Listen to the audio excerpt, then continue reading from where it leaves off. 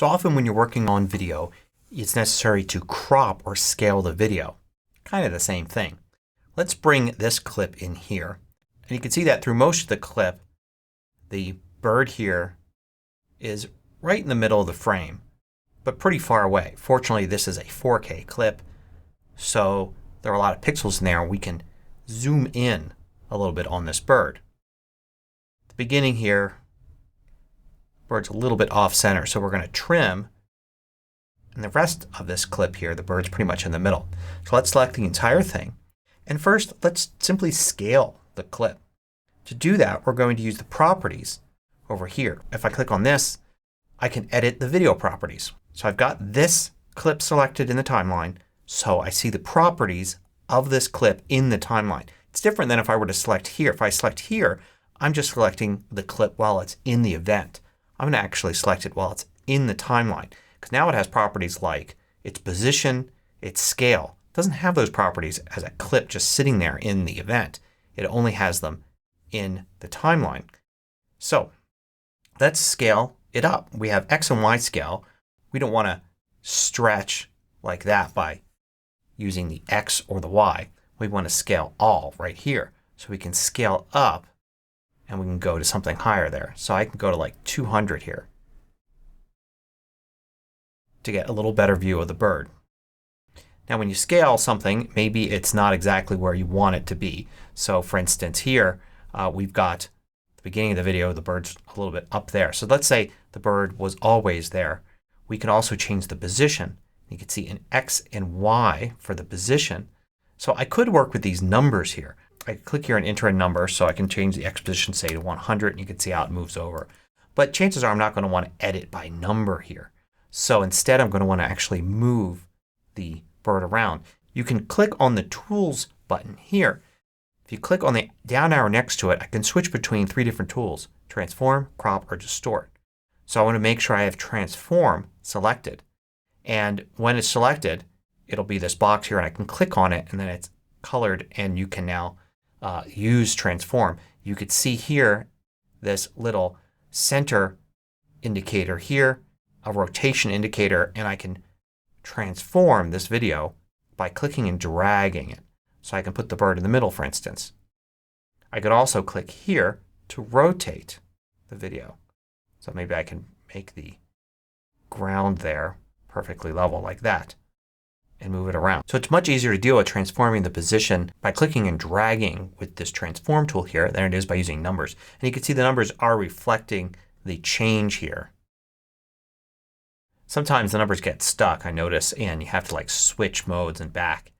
And then you can see. So you can see the rotation amount and the position amount and the scale amount. So that's one way to scale and reposition the video. Another way to do it would be go to a different tool here. You can go to the crop tool. Then once it's the crop tool I could turn it on or off. But with it on I should see trim, crop, and Ken Burns, which is similar to iMovie if you've used iMovie before. The main tool you want to use here is crop. When we select crop we can see the four corners now can be dragged. And we could click and drag these corners to recrop and click in the middle to drag the frame.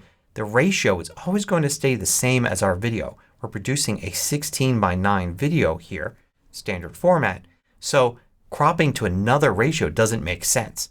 You can't suddenly have part of your television or part of a movie screen missing. So it's always going to crop to this size. So we can position this here like we want. And then when we're done, we can hit done. And now it's cropped. Now in the properties list here we had transform and we can see transform is all still set to position 0, scale 100%, all of that. But if I scroll down the list here you can see now I've got crop and it's cropped to the left a certain amount, to the right a certain amount. These were all taken from the cropping that I did by adjusting that rectangle. So you can adjust these manually if you like. And note that with properties like this you can turn them on or off. So I could turn off the cropping and you can see the video goes back to how it would be if that cropping isn't considered at all. So if you want to see how the video looks originally and maybe play around with cropping, you can turn it on and off like that. Another type of cropping I'll go into here is trim. Let's reset and I'll use trim here. So with trim I now have 8 handles, the corners and the sides. And what I can do now is click and cut out part of the video. Unlike cropping, it's just going to leave a blank space there. So now I can click done and you can see there's nothing up there at the top. So it could be useful in some situations. Like for instance I can crop out this like that. Done. And now you can see the cropping is set where it's just top and bottom cropping. No left and right, and it's set to the type trim. You could also use Ken Burns, which works in a similar way to it does in iMovie. So with that selected there are 2 boxes, a green start box and a red end box. And the green start box can be positioned to crop a certain part of the video and the end box can be another part of the video. And then over the life of the video it will play back moving from one crop position to another crop position, which isn't very useful here for this particular clip, but at least you could see it actually happening. I could select it. You also have the ability to reverse it, start to the end and end to the start. Then you can see here under properties it simply shows type Ken Burns, but it doesn't show you the actual numbers here. Later on we'll see a different way to do this kind of thing using keyframes. For now I'm just going to go back to crop here and reset to get rid of all the cropping. Now you can also adjust the clip speed. Let's bring Jack back in here and it's easy to see when we play with normal speed we'll be able to compare that to if we speed it up. So we can select the clip here. And another tool that you've got here in addition to the cropping tools is the speed tool. And you can click on it here and you can see you can slow things down, half speed, quarter speed, 10% of full speed. You can speed things up, 2x, 4x, etc. You can go back to normal if you've changed the speed. You also can go to custom and set a custom speed. You see you can even go and switch to reverse. So let's do a rate of say 350%. You could also set a duration. So instead of a percentage I could say okay so the clip is 13 seconds and some.